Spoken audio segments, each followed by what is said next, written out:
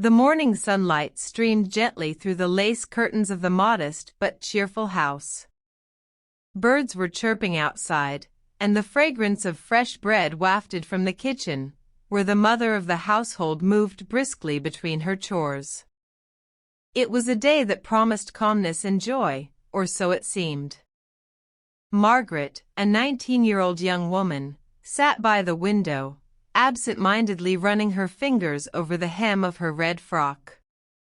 The dress, though simple, was her favorite, for it brought out the richness of her auburn hair and matched the fire of her spirited personality. She was no longer a child, yet she often carried herself with the impatience of one. Her younger sister, just entering her early teens, entered the room gleefully. She was dressed in a brand-new frock their mother had recently bought for her, a delicate pastel dress decorated with ribbons and fine embroidery. It was youthful, pretty, and perfectly suited to the freshness of her age. She twirled around, admiring herself in the mirror, unable to contain her happiness. Their mother, standing at the doorway, smiled at the sight of her daughters. To her, these little moments of innocence and laughter were what made a home. But what she did not know was that peace was fragile, and under the surface, tension was waiting to burst forth. At first, Margaret only watched in silence as her younger sister admired herself. But with every spin of the new dress, every boastful grin that spread across the younger girl's face, irritation began to simmer in her heart. Why did she always get the new things? Why did mother pamper her so much? These questions grew louder inside Margaret's mind, even though she knew they were unfair. Still, envy is seldom reasonable. Do you have to prance around like that? Margaret muttered sharply, unable to hold back her annoyance. Her sister paused, startled. I'm just happy with my new dress. Doesn't it look beautiful? She said innocently, her voice carrying no malice, only the excitement of a child. But to Margaret, those words sounded like a challenge. Her pride stung, her temper ignited. Beautiful? It's just a piece of cloth. Stop showing off as if you're a queen. The younger girl frowned. You're only saying that because you don't have one like it, she replied boldly, too young to realize the weight of her words. That single remark pierced Margaret like a thorn. Anger clouded her reason. She stood up abruptly, her red frock swishing around her legs, and marched toward her sister. Stop mocking me, she snapped, her hands trembling with rage. Before her sister could retreat, Margaret seized the delicate fabric of the new dress. With one violent pull, she tore it apart. The sound of ripping cloth filled the room like thunder. Her sister let out a cry of horror, staring at the ruined dress in disbelief.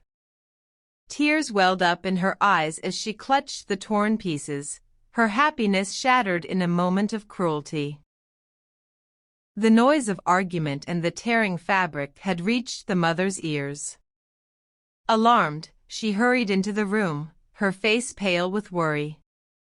But when her eyes fell upon the scene, her elder daughter standing defiantly, the younger sobbing with a ruined dress in her hands, her expression changed from shock to stern disapproval.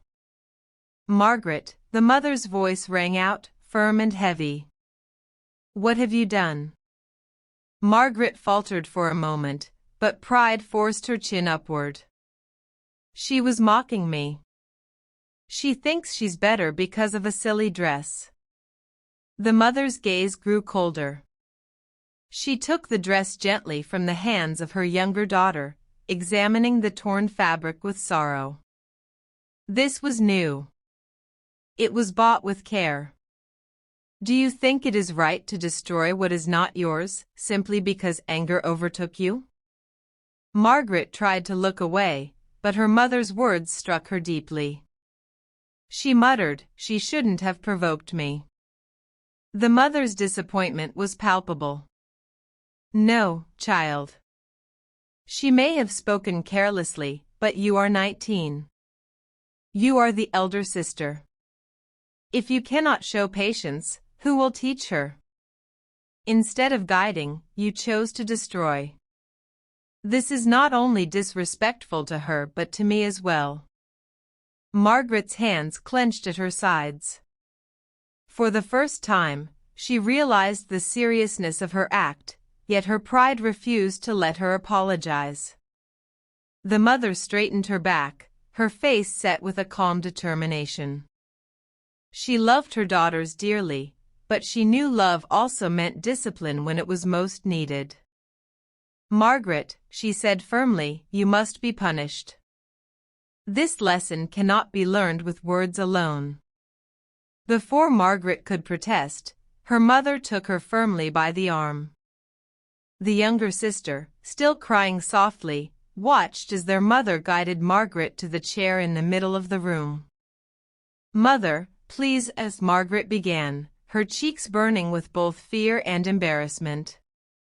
But the mother's resolve was unshakable. "You are not a little girl, but you have acted worse than one. Until you learn self-control, I must correct you." The sound of her mother's hand meeting her was sharp and undeniable. Each strike was not given in cruelty but in firm authority, a physical reminder of the consequences of destructive anger. Margaret squirmed, her face red with both pain and humiliation. She could hardly believe that at 19, she was being disciplined like a child. Yet deep within, she felt the weight of guilt pressing harder than the sting itself. The younger sister, though hurt by what Margaret had done, felt a pang of sympathy. She wiped her tears silently, realizing that their mother's actions came not from hatred, but from love and justice. When it was over, the room was quiet except for Margaret's uneven breaths. Her mother released her gently, her stern face softening into sorrowful concern. "Margaret," she said quietly, "I do this not to shame you, but to make you understand. Anger, if left unchecked, destroys more than dresses.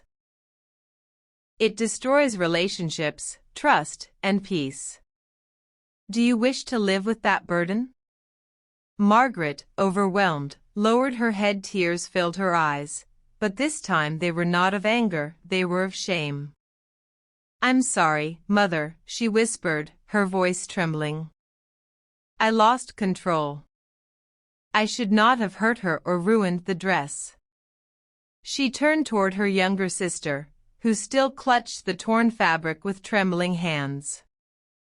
"I'm sorry," Margaret said more firmly, her tears spilling freely. "I was wrong.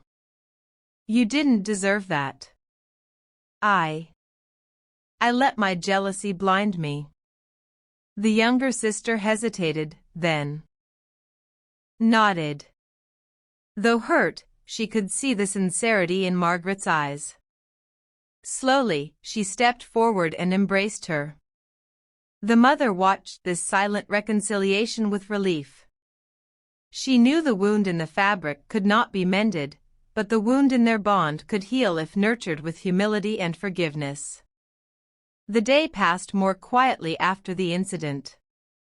The torn dress lay folded in the corner, a symbol of what had been lost but also a reminder of what had been gained. That evening, as the family gathered for supper, the mother addressed her daughters one final time. "My children, you must both remember, life will always test your patience. Words can sting, and envy can burn, but if you let anger rule you, it will lead to ruin. Discipline is not punishment alone, it is a gift to guide you." Margaret listened intently, her earlier defiance gone. She had felt the sting of discipline, but more than that, she had felt the heavier sting of her own guilt. From that moment, she resolved within her heart never to let her temper destroy what she loved again. As the lamp flickered softly that night, Margaret lay awake in her red frock, thinking of her actions. She saw her younger sister's innocent tears, her mother's stern yet loving eyes, and the torn fabric that would never be whole again. But she also felt a new strength, a determination to change. She had been punished, yes, but more importantly, she had been guided back to the path of responsibility. And in that quiet moment, Margaret understood the truth her mother had wanted her to learn. To be an elder sibling is not about age or privilege, it is about patience, care, and setting an example worth following.